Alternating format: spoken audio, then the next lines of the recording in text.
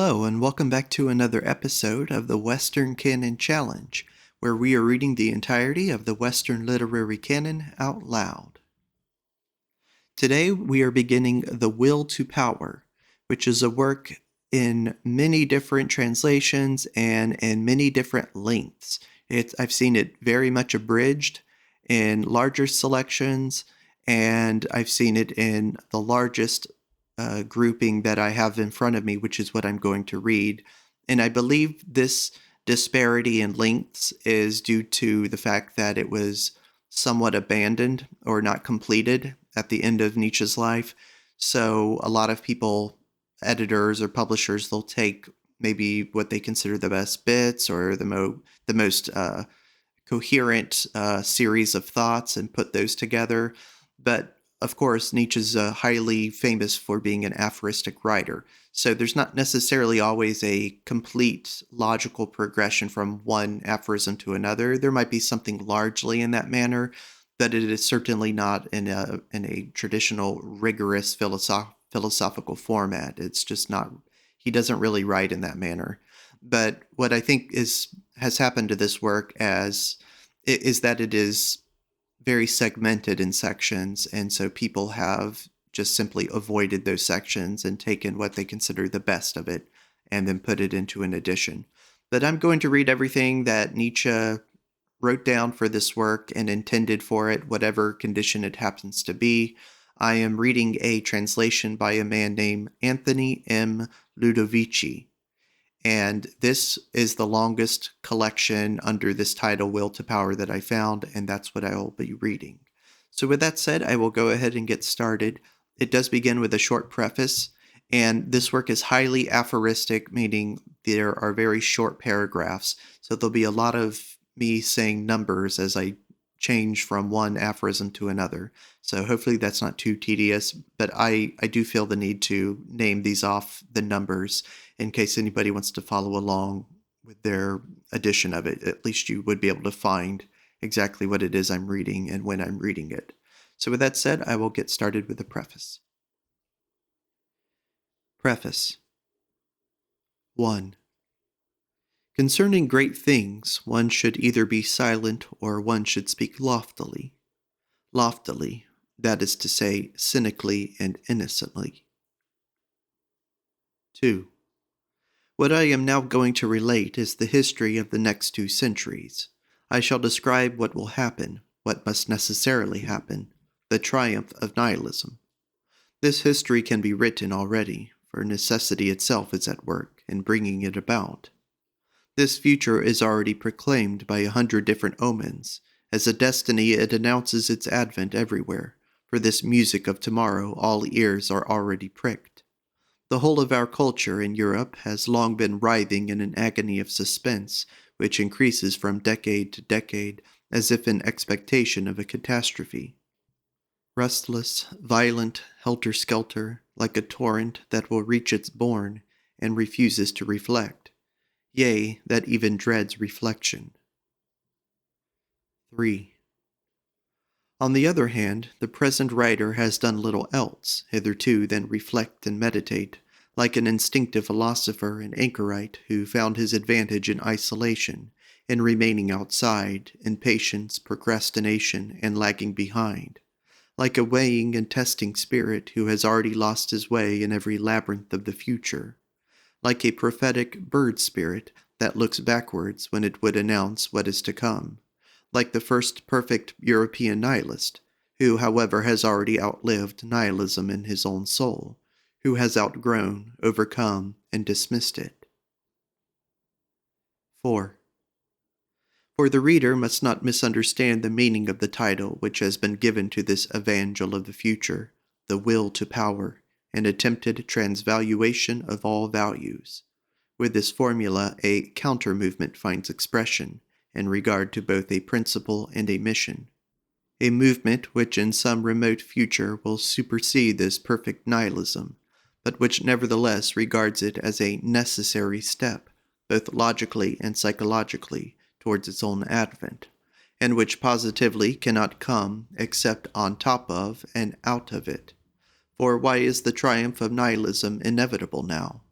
because the very values current amongst us today will arrive at their logical conclusion in nihilism, because nihilism is the only possible outcome of our greatest values and ideals, because we must first experience nihilism before we can realize what the actual worth of these quote-unquote values was. Sooner or later, we shall be in need of new values. End of preface. First book, European Nihilism. 1. A Plan. 1. Nihilism is at our door. Whence comes this most gruesome of all guests to us? To begin with, it is a mistake to point to quote-unquote social evils, physiological degeneration, or even corruption as a cause of nihilism. This is the most straightforward and most sympathetic age that ever was. Evil, whether spiritual, physical, or intellectual, is in itself quite unable to introduce nihilism, i.e., the absolute repudiation of worth, purpose, desirability. These evils allow of yet other and quite different explanations. But there is one very definite explanation of the phenomena. Nihilism harbors in the heart of Christian morals. 2. The downfall of Christianity through its morality, which is insuperable, which finally turns against the Christian God himself. The sense of truth, highly developed through Christianity, ultimately revolts against the falsehood and fictitiousness of all Christian interpretations of the world and its history.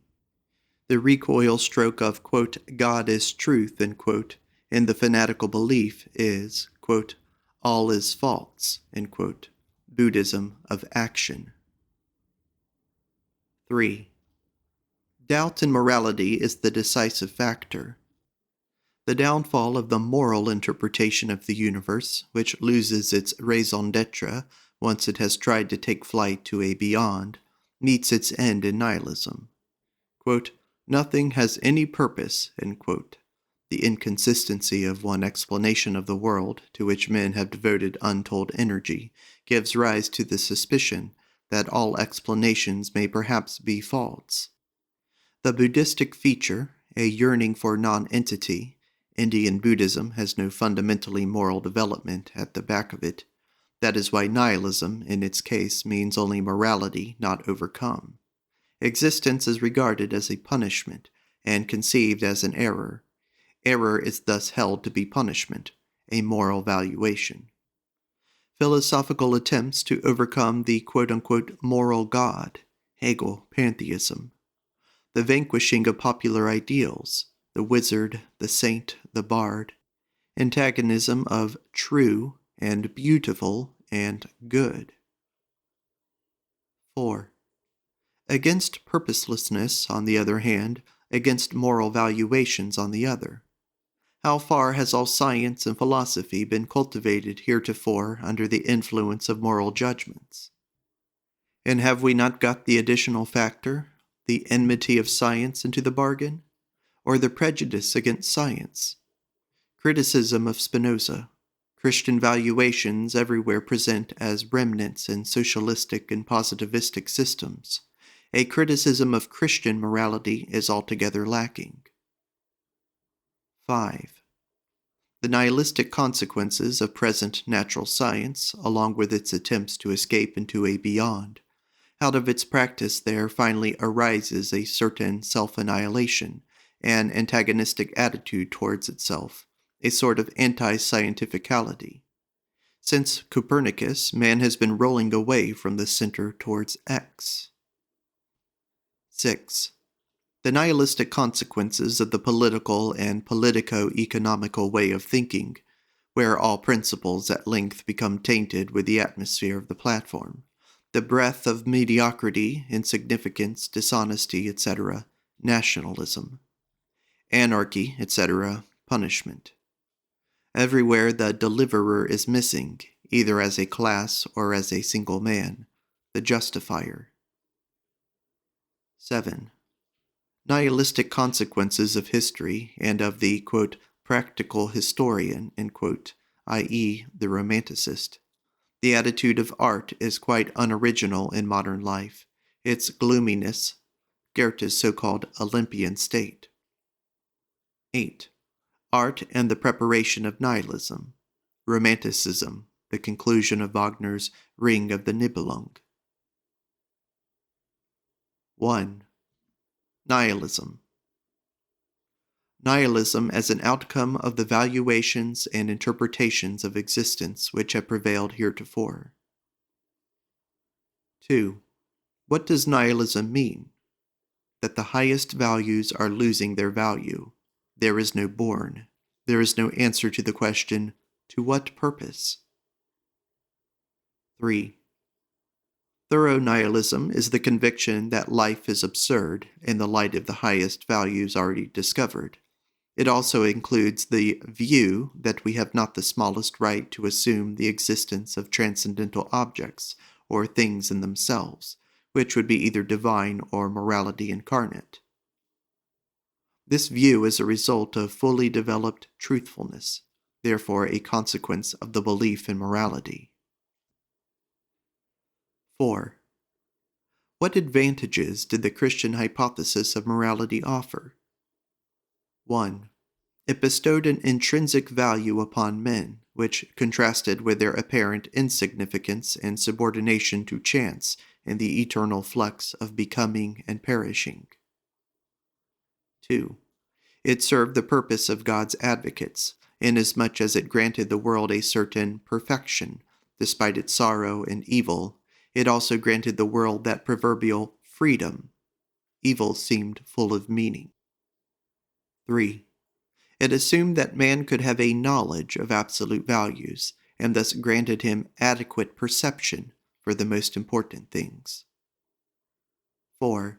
It prevented man from despising himself as man, from turning against life, and from being driven to despair by knowledge. It was a self-preservative measure. In short, morality was the great antidote against practical and theoretical nihilism. 5. But among the forces reared by morality, there was truthfulness. This in the end turns against morality, exposes the teleology of the latter, its interestedness, and now the recognition of this lie so long incorporated from which we despaired of ever freeing ourselves, acts just like a stimulus.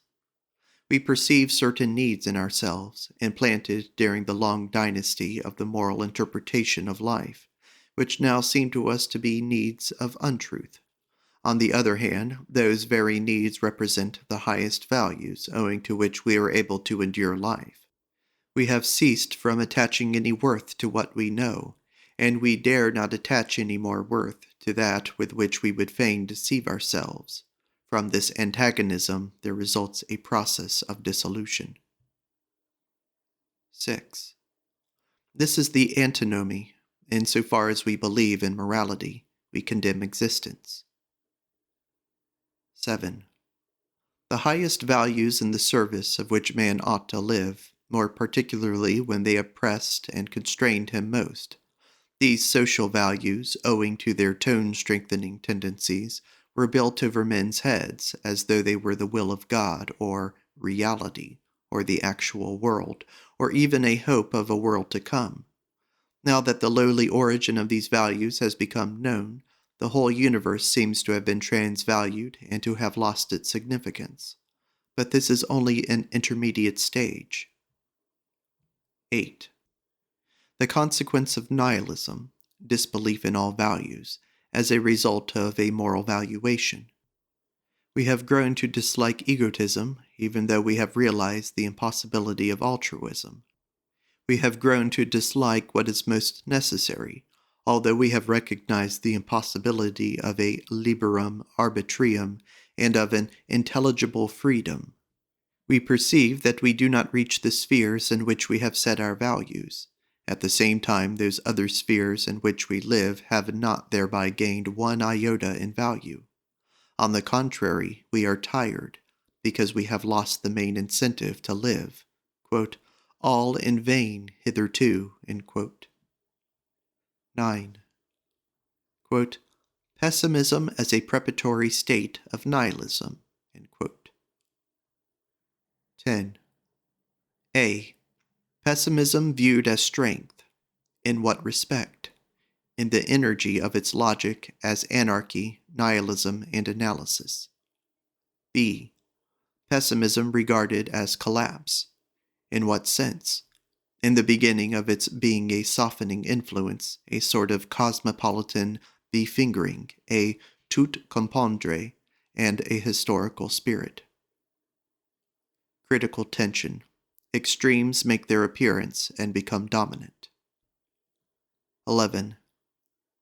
The logic of pessimism leads finally to nihilism. What is the force at work? The notion that there are no values and no purpose, the recognition of the part that moral valuations have played in all other lofty values. Result. Moral valuations are condemnations, negations. Morality is the abdication of the will to live. The collapse of cosmopolitan values. A. Nihilism will have to manifest itself as a psychological condition first, when we have sought in all that has happened a purpose which is not there, so that the seeker will ultimately lose courage. Nihilism is therefore the coming into consciousness of the long waste of strength, the pain of futility, uncertainty, the lack of an opportunity to recover in some way or to attain to a state of peace concerning anything. Shame in one's own presence, as if one had cheated oneself too long. The purpose above mentioned might have been achieved, in the form of a realization of a most high canon of morality in all worldly phenomena, the moral order of the universe, or in the form of the increase of love and harmony in the traffic of humanity, or in the nearer approach to a general condition of happiness, or even in the march towards general nonentity. Any sort of goal always constitutes a purpose. The common factor to all these appearances is that something will be attained through the process itself. And now we perceive that becoming has been aiming at nothing, and has achieved nothing. Hence the disillusionment in regard to a so-called purpose in existence as a cause of nihilism, whether this be in respect of a very definite purpose, or generalized into the recognition that all the hypotheses are false which have hitherto been offered as to the object of life, and which relate to the whole of evolution, man no longer an assistant in, let alone the culmination of, the evolutionary process. Nihilism will manifest itself as a psychological condition, in the second place, when man has fixed a totality, a systemization, even an organization in and behind all phenomena, so that the soul, thirsting for respect and admiration, will wallow in the general idea of a highest ruling and administrative power. If it be the soul of a logician, the sequence of consequences and perfect reasoning will suffice to conciliate everything.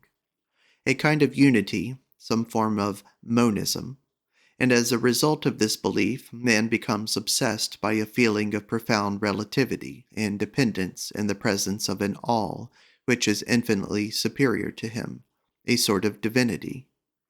Quote, "The general good exacts the surrender of the individual," end quote. But lo, there is no such general good. At bottom, man loses the belief in his own worth, when no infinitely precious entity manifests itself through him. That is to say, he conceived such an all in order to be able to believe in his own worth. Nihilism, as a psychological condition, has yet a third and last form. Admitting these 2 points of view, that no purpose can be assigned to becoming, and that no great entity rules behind all becoming, in which the individual may completely lose himself as an element of superior value, there still remains the subterfuge which would consist in condemning this whole world of becoming as an illusion, and in discovering a world which would lie beyond it, and would be a real world. The moment, however, that man perceives that this world has been devised only for the purpose of meeting certain psychological needs, and that he has no right whatsoever to it, the final form of nihilism comes into being, which comprises a denial of a metaphysical world, and which forbids itself all belief in a real world. From this standpoint, the reality of becoming is the only reality that is admitted. All bypaths to backworlds and false godheads are abandoned, that this world is no longer endured, although no one wishes to disown it. What has actually happened? The feeling of worthlessness was realized when it was understood that neither the notion of purpose, nor that of unity, nor that of truth could be made to interpret the general character of existence.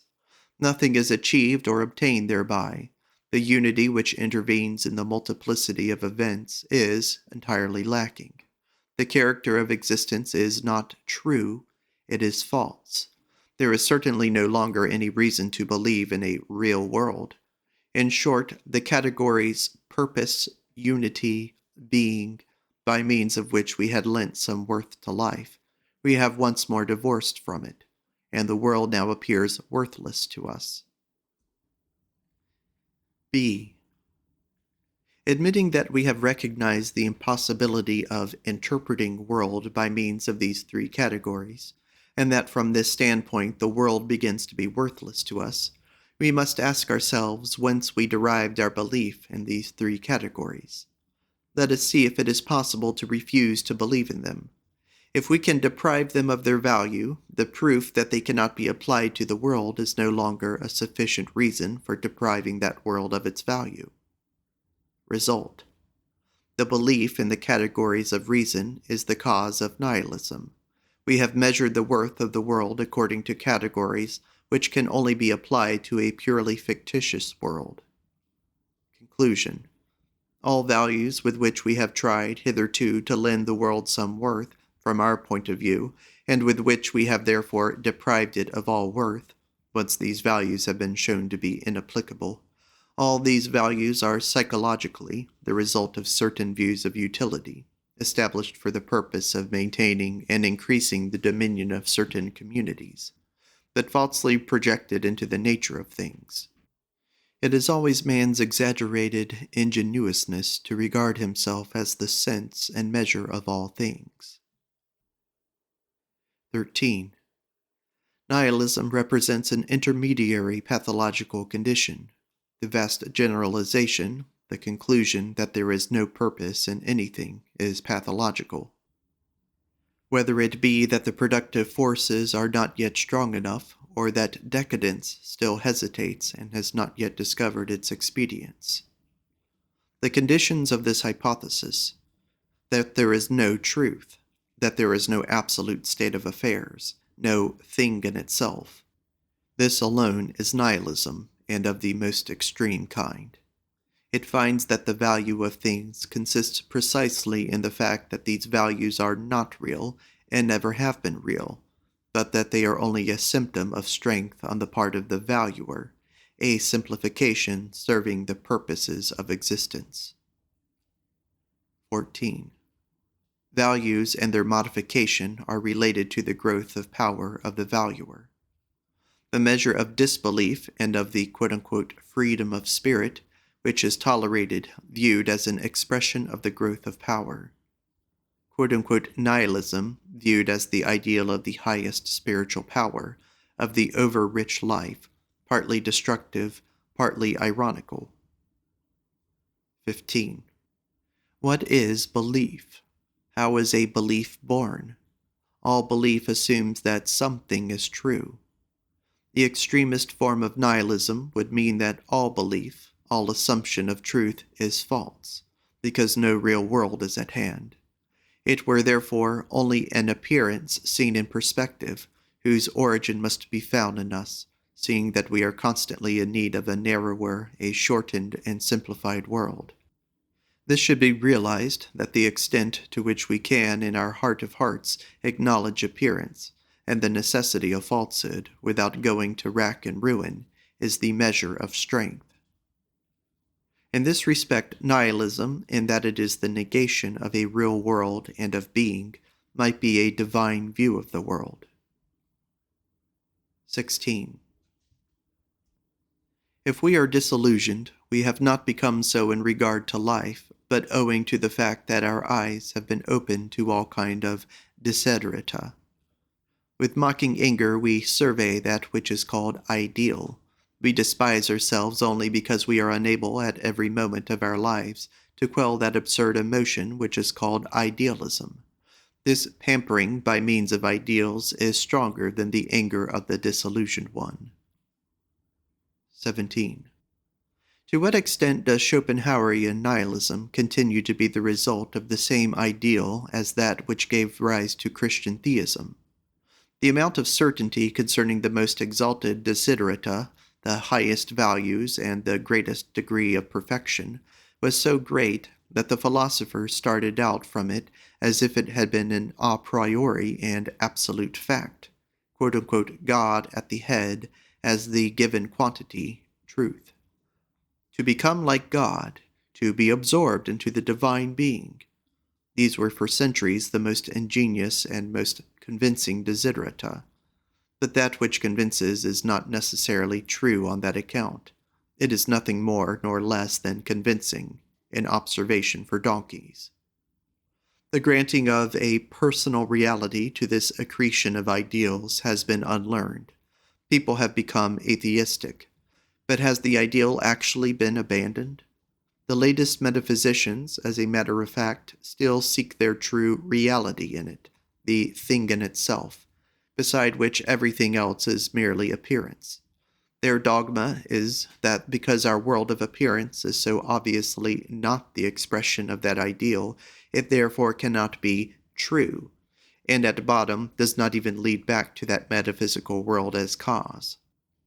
The unconditioned, insofar as it stands for that highest degree of perfection, cannot possibly be the reason of all the conditioned. Schopenhauer, who desired it otherwise, was obliged to imagine this metaphysical basis as the antithesis to the ideal as an evil, blind will. Thus it could be that which appears, that which manifests itself in the world of appearance. But even so, he did not give up that ideal absolute. He circumvented it. Kant seems to have needed the hypothesis of intelligible freedom in order to relieve the ens perfectuum of the responsibility of having contrived this world as it is, in short, in order to explain evil. Scandalous logic for a philosopher. 18. The most general sign of modern times. In his own estimation, man has lost an infinite amount of dignity. For a long time he was the center and tragic hero of life in general. Then he endeavored to demonstrate at least his relationship to the most essential and in itself most valuable side of life, as all metaphysicians do, who wish to hold fast to the dignity of man and their belief that moral values are cardinal values. He who has let God go clings all the more strongly to the belief in morality. 19. Every purely moral valuation, as for instance the Buddhistic, terminates in nihilism. Europe must expect the same thing. It is supposed that one can get along with a morality bereft of a religious background, but in this direction the road to nihilism is opened. There is nothing in religion which compels us to regard ourselves as valuing creatures. 20. The question which nihilism puts, namely, to what purpose, is the outcome of a habit, hitherto to regard the purpose as something fixed, given and exacted from outside, that is to say, by some supernatural authority. Once the belief in this has been unlearned, the force of an old habit leads to the search after another authority, which would know how to speak unconditionally and could point to goals and missions. The authority of the conscience now takes the first place. The more morality is emancipated from theology, the more imperative does it become, as a compensation for the personal authority, or the authority of reason, or the gregarious instinct, the herd, or history with its immanent spirit, which has its goal in itself, and to which one can abandon oneself. One would like to evade the will, as also the willing of a goal and the risk of setting oneself a goal. One would like to get rid of the responsibility. Fatalism would be accepted. Finally, happiness, and with a dash of humbug, the happiness of the greatest number. It is said, 1. A definite goal is quite unnecessary. 2. Such a goal cannot possibly be foreseen. Precisely now, when will in its fullest strength were necessary, it is in the weakest and most pusillanimous condition. Absolute mistrust concerning the organizing power of the will. 21. The perfect nihilist. The nihilist's eye idealizes in an ugly sense, and is inconsistent to what it remembers. It allows its recollections to go astray and to fade. It does not protect them from that cadaverous coloration with which weakness dyes all that is distant and past. And what it does not do for itself, it fails to do for the whole of mankind as well. That is to say, it allows it to drop. 22. Nihilism. It may be two things. A. Nihilism as a sign of enhanced spiritual strength. Active nihilism. B. Nihilism as a sign of the collapse and decline of spiritual strength. Passive nihilism. 23. Nihilism, a normal condition. It may be a sign of strength. Spiritual vigor may have increased to such an extent that the goals toward which man has marched hitherto, the quote-unquote convictions, articles of faith, are no longer suited to it, for a faith generally expresses the exigencies of the conditions of existence, a submission to the authority of an order of things which conduces to the prosperity, the growth, and power of a living creature. On the other hand, a sign of insufficient strength to fix a goal, a wherefore, and a faith for itself. It reaches its maximum of relative strength as a powerful destructive force, in the form of active nihilism. Its opposite would be weary nihilism, which no longer attacks, its most renowned form being Buddhism.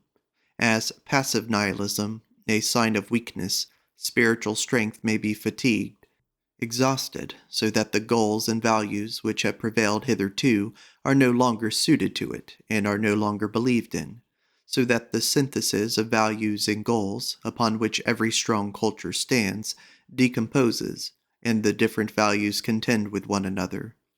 Disintegration, then everything which is relieving, which heals, becalms, or stupefies, steps into the foreground under the cover of various disguises, either religious, moral, political, or aesthetic, etc. 24. Nihilism is not only a meditating over the in vain, not only the belief that everything deserves to perish, but one actually puts one's shoulder to the plow, one destroys. This, if you will, is illogical, but the nihilist does not believe in the necessity of being logical.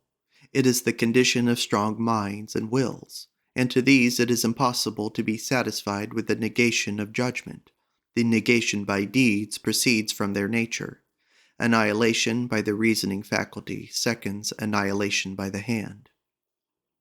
25. Concerning the genesis of the nihilist. The courage of all one really knows comes but late in life. It is only quite recently that I have acknowledged to myself that heretofore I have been a nihilist from top to toe. The energy and thoroughness with which I marched forward as a nihilist deceived me concerning this fundamental principle. When one is progressing towards a goal, it seems impossible that, quote, aimlessness per se, quote, should be one's fundamental article of faith. 26. The pessimism of strong natures. The wherefore after a terrible struggle, even after victory. That something may exist which is 100 times more important than the question whether we feel well or unwell is the fundamental instinct of all strong natures, and consequently, too, whether the others feel well or unwell. In short, that we have a purpose, for which we would not even hesitate to sacrifice men, run all risks, and bend our backs to the worst. This is the great passion. 2. Further causes of nihilism. 27. The causes of nihilism. 1. the higher species is lacking, i.e., the species whose inexhaustible fruitfulness and power would uphold our belief in man. Think only what is owed to Napoleon, almost all the higher hopes of this century. 2. The inferior species, quote-unquote herd, ass, society, is forgetting modesty and inflates its need into cosmic and metaphysical values. In this way all life is vulgarized, for inasmuch as the mass of mankind rules, it tyrannizes over the exceptions, so that these lose their belief in themselves and become nihilists. All attempts to conceive of a new species come to nothing. Romanticism, the artist, the philosopher, against Carlyle's attempt to lend them the highest moral values. The result is that higher types are resisted. The downfall and insecurity of all higher types, the struggle against genius, popular poetry, etc., sympathy with the lowly and the suffering as a standard for the elevation of the soul. The philosopher is lacking, the interpreter of deeds, and not alone he who poeticizes them. 28. Imperfect nihilism, its forms. We are now surrounded by them. All attempts made to escape nihilism, which do not consist in transvaluing the values that have prevailed hitherto, only make the matter worse. They complicate the problem. 29. The varieties of self-stupefaction. In one's heart of hearts, not to know whither. Emptiness. The attempt to rise superior to it all by means of emotional intoxication in the form of music, in the form of cruelty, in the tragic joy over the ruin of the noblest, and in the form of blind, gushing enthusiasm over individual men or distinct periods, in the form of hatred, etc. The attempt to work blindly, like a scientific instrument, to keep an eye on the many small joys, like an investigator, for instance, modesty towards oneself, the mysticism of the voluptuous joy of eternal emptiness, art for art's sake, la fête, immaculate investigation, in the form of narcotics against the disgust of oneself, any kind of incessant work, any kind of small foolish fanaticism, the medley of all means, illness as the result of general profligacy, dissipation kills pleasure. 1. As a result, feeble willpower. 2. Excessive pride in the humiliation of petty weakness felt as a contrast. 30. The time is coming when we shall have to pay for having been Christians for 2,000 years. We are losing the equilibrium which enables us to live. For a long while we shall not know in what direction we are traveling. We are hurling ourselves headlong into the opposite valuations, with that degree of energy which could only have been engendered in man by an overvaluation of himself. Now everything is false from the root, words and nothing but words, confused, feeble, or overstrained. A. There is a seeking after a sort of earthly solution of the problem of life, but in the same sense as that of the final triumph of truth, love, justice, socialism, quote, equality of persons, end quote. B. There is also an attempt to hold fast to the moral ideal, with altruism, self-sacrifice, and the denial of the will in the front rank. C. There is even an attempt to hold fast to a beyond, were it only as an anti-logical X, but it is forthwith interpreted in such a way that a kind of metaphysical solace after the old style may be derived from it. D. There is an attempt to read the phenomena of life in such a way as to arrive at the divine guidance of old, with its powers of rewarding, punishing, educating, and of generally conducing to a something better in the order of things. E. People once more believe in good and evil, so that the victory of the good and the annihilation of the evil is regarded as a duty. This is English and is typical of that blockhead John Stuart Mill. F. The contempt felt for quote-unquote naturalness, for the desires and for the ego, The attempt to regard even the highest intellectuality of art as a result of an impersonal and disinterested attitude. G. The Church is still allowed to meddle in all the essential occurrences and incidents in the life of the individual, with a view to consecrating it and giving it a loftier meaning. We still have the Christian state and the Christian marriage. 31. There have been more thoughtful and more destructively thoughtful times than ours, like those in which Buddha appeared, for instance, in which the people themselves, after centuries of sectarian quarrels, had sunk so deeply into the abyss of philosophical dogmas, as from time to time European people have done in regard to the fine points of religious dogma. Quote-unquote literature and the press would be the last things to seduce one to any high opinion of the spirit of our times. The millions of spiritists and a Christianity with gymnastic exercises of that ghastly ugliness which is characteristic of all English inventions throws more light on the subject. European pessimism is still in its infancy, a fact which argues against it. It has not yet attained to that prodigious and yearning fixity of sight to which it attained in India once upon a time, and in which nonentity is reflected. There is still too much of the ready-made, and not enough of the evolved in its constitution, too much learned and poetic pessimism. I mean that a good deal of it has been discovered, invented, and quote-unquote created, but not caused. 32. Criticism of the pessimism which has prevailed hitherto. The want of the eudaimonological standpoint as a last abbreviation of the question, what is the purpose of it all? The reduction of gloom. Our pessimism. The world has not the value which we believed it to have. Our faith itself has so increased our instinct for research that we are compelled to say this today. In the first place, it seems of less value. At first it is felt to be of less value. Only in this sense are we pessimists. That is to say, with the will to acknowledge this transvaluation without reserve, and no longer, as heretofore, to deceive ourselves and chant the old story. It is precisely in this way that we find the pathos which urges us to seek for new values. In short, the world might have far more value than we thought. We must get behind the naivete of our ideals, for it is possible that, in our conscious effort to give it the highest interpretation, we have not bestowed even a moderately just value upon it. What has been deified? The valuing instinct inside the community, that which enabled it to survive. What has been calumniated? That which has tended to separate higher men from their inferiors, the instincts which cleave gulfs and build barriers.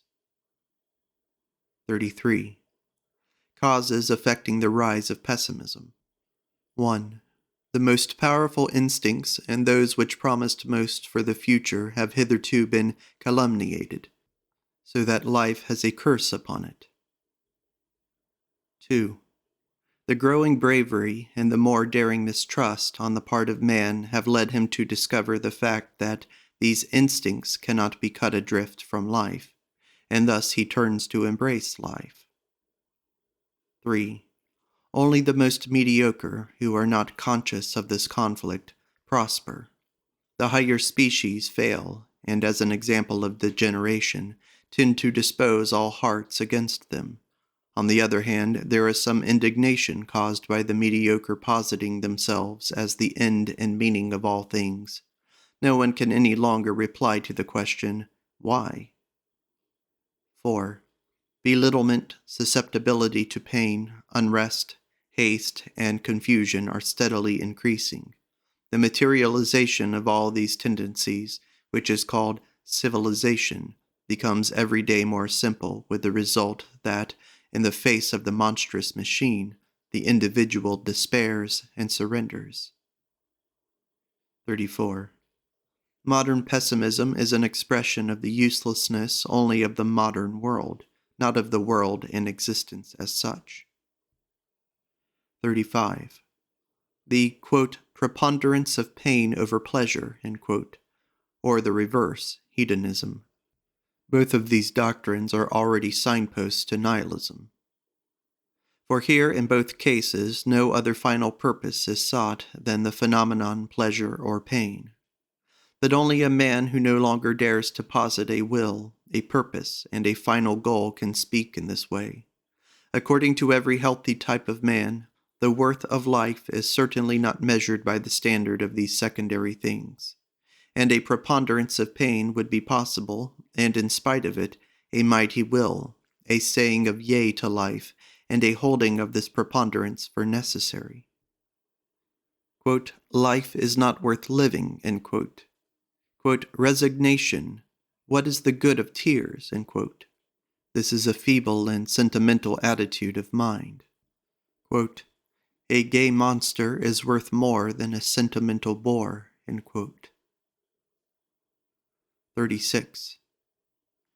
The philosophy nihilist is convinced that all phenomena are without sense and are in vain, and that there ought to be no such thing as being without sense and in vain. But whence comes this there ought not to be? Whence this sense and this standard? At bottom, the nihilist supposes that the sight of such a desolate, useless being is unsatisfying to the philosopher, and fills him with desolation and despair. This aspect of the case is opposed to our subtle sensibilities as a philosopher. It leads to the absurd conclusion that the character of existence must perforce afford pleasure to the philosopher, if it is to have any right to subsist. Now it is easy to understand that happiness and unhappiness within the phenomena of this world can only serve the purpose of means. The question yet remaining to be answered is, whether it will ever be possible for us to perceive the object and purpose of life, whether the problem of purposelessness or the reverse is not quite beyond our ken. 37. The development of nihilism out of pessimism. The denaturalization of values, scholasticism of values. The values isolated, idealistic, instead of ruling and leading action, turning against it and condemn it. Opposites introduced in the place of natural gradations and ranks. Hatred of the order of rank. Opposites are compatible with a plebeian age, because they are more easy to grasp. The rejected world is opposed to an artificially constructed, true and valuable one. At last we discover out of what material the true world was built. All that remains now is the rejected world, and to the account of our reasons for rejecting it, we place our greatest disillusionment. At this point, nihilism is reached. The directing values have been retained, nothing more. This gives rise to the problem of strength and weakness. 1. The weak fall to pieces upon it. 2. The strong destroy what does not fall to pieces of its own accord. 3. The strongest overcome the directing values. The whole condition of affairs produces the tragic age. This is the end of Part 1 of The Will to Power by Friedrich Nietzsche. Thank you for listening.